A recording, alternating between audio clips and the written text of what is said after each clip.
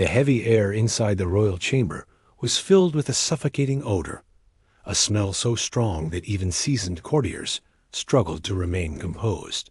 Some covered their faces with perfumed cloths, while others had to step outside to avoid retching. This was not the stench of a battlefield or the aftermath of plague, but the smell of England's most powerful monarch himself. Henry VIII, once celebrated as a golden prince, had become a man consumed by disease, paranoia, and decay. What you are about to hear is not the polished version of history written in official records. For centuries, this story was suppressed, hidden behind state secrecy and sanitized chronicles.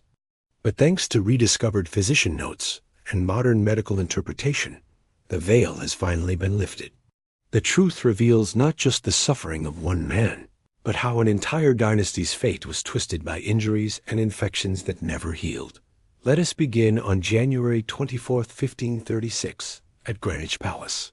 Henry VIII was then 44 years old, still considered a strong and imposing figure.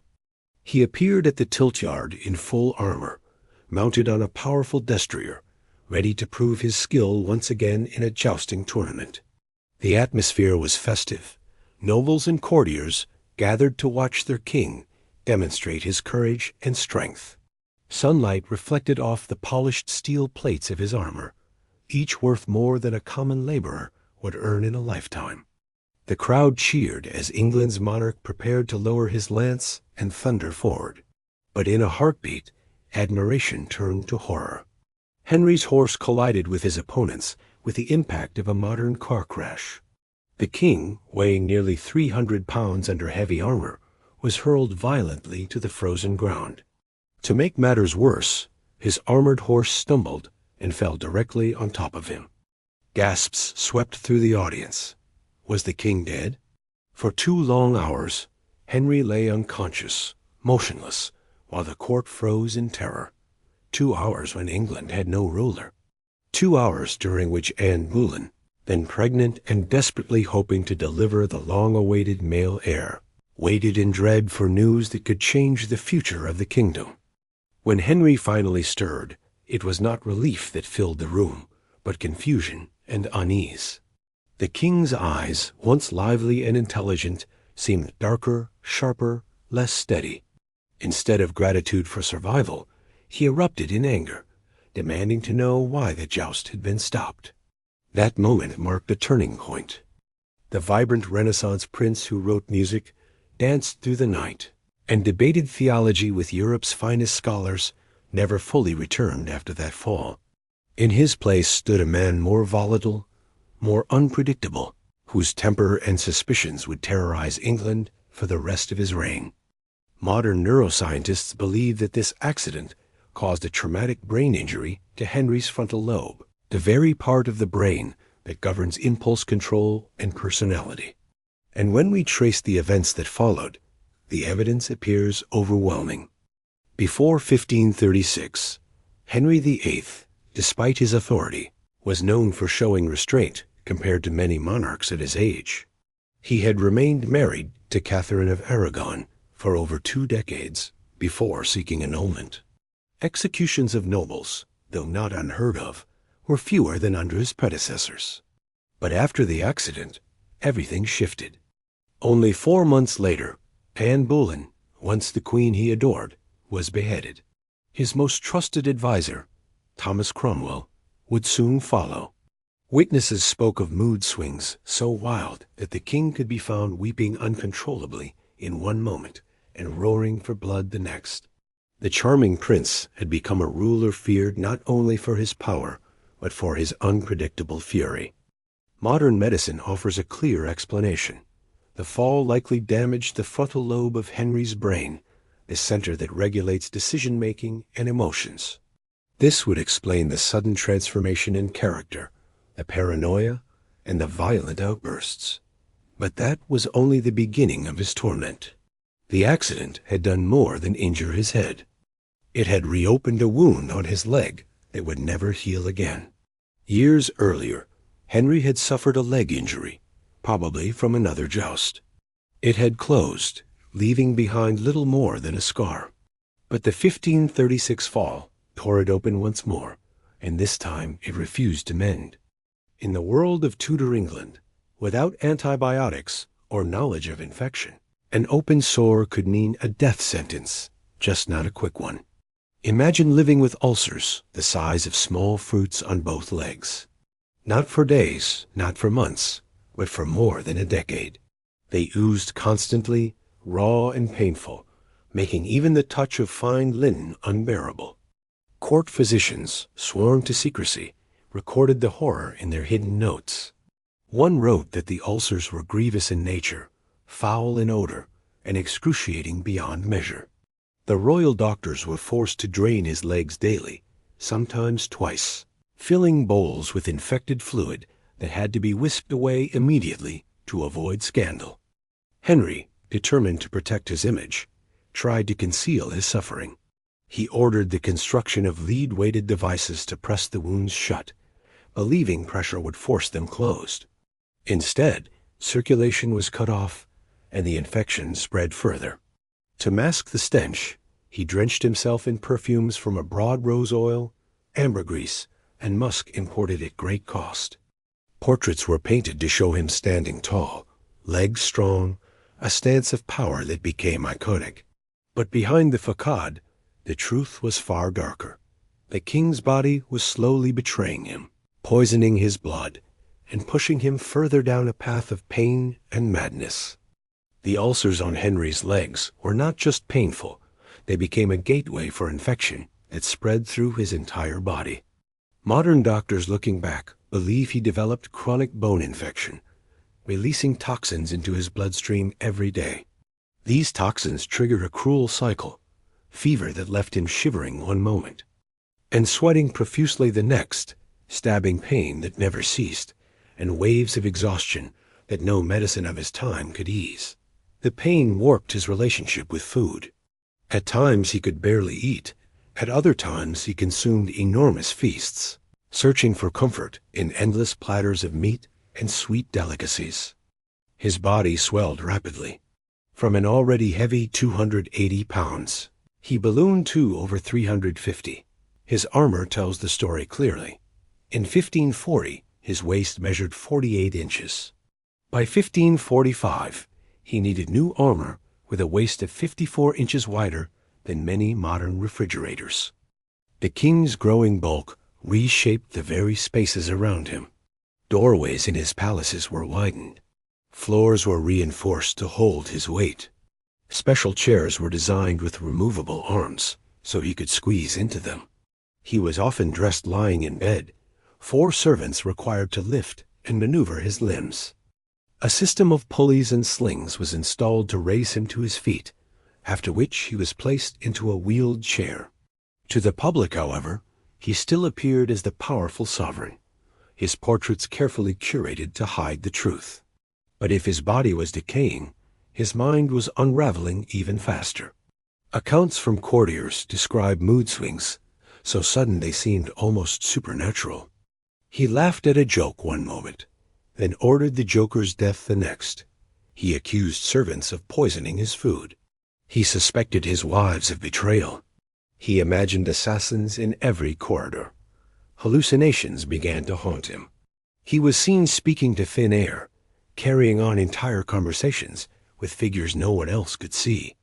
He shouted at empty chairs, once screaming at what he swore was Anne Boleyn mocking him from beyond the grave.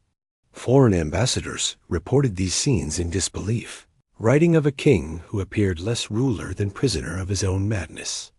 In 1540, he had taken a new bride, Catherine Howard, barely 17 years old. The contrast was grotesque. A man in his 50s, too heavy to mount a horse without help, demanding the company of a teenage queen. Whispers circulated that she relied on wine just to endure his presence in the bedchamber. By the early 1540s, both his body and his mind had become symbols of collapse. The once dazzling Renaissance prince had transformed into a figure of dread, a man feared as much for his unpredictable wrath as for the stench of his illness. By the early 1540s, the king's decline could no longer be disguised. His leg wounds, once barely tolerable, had grown worse. The discharge darkened from pale yellow to sickly green and brown. The odor, already difficult to mask, turned into something described by witnesses as the very smell of death. Servants fainted while tending to him. Courtiers carried pomanders of herbs or cloves to their noses whenever they approached. Even thick incense and expensive perfumes could not hide the stench that followed him everywhere. Henry's expanding body only made the situation worse. Unable to exercise because of his pain, he ate excessively and relied on food to distract himself from misery. The swelling of his body was so extreme that by 1545 he was forced to order new armor with dimensions that shocked even his contemporaries. Floors creaked under his weight, and beams were reinforced. His daily routine became a performance of concealment.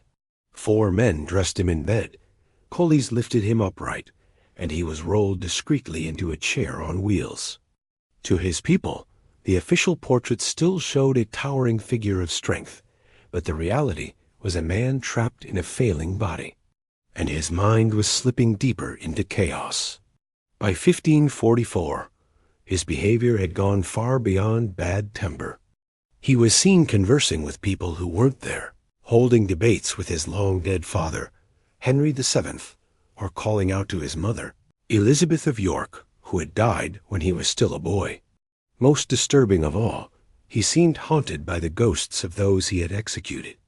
The French ambassador recorded one chilling episode in which Henry suddenly screamed at an empty chair, ordering Anne Boleyn to stop laughing at him. Paranoia ruled his daily life. He demanded to inspect the bandages from his ulcers before they were destroyed, convinced someone was poisoning him through his wounds. He forced servants to taste not only his food, but even his medicines before he allowed them near his body. By Christmas of 1546, his condition had deteriorated into something almost unrecognizable as human. His swollen face was grotesque, his eyes bloodshot and jaundiced. His once handsome features had dissolved into folds of discolored flesh. His tongue had become so enlarged he could hardly speak. His breath was foul with the odor of internal infection.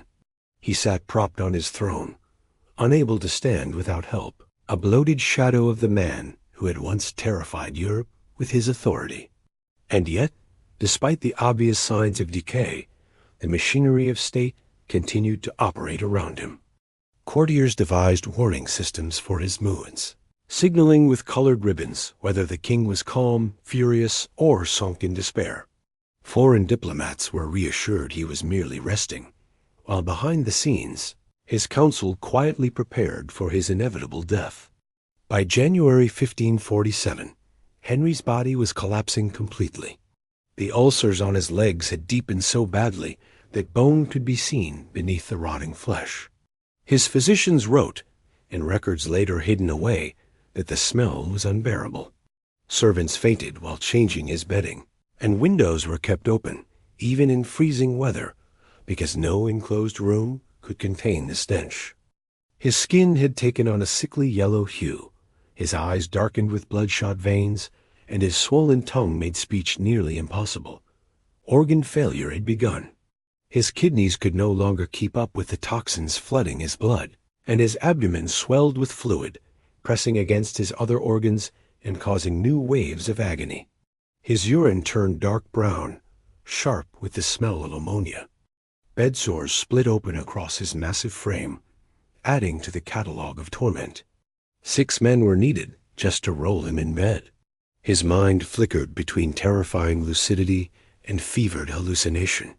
At moments, he begged his doctors to save him, promising riches if they could cure what was beyond their knowledge.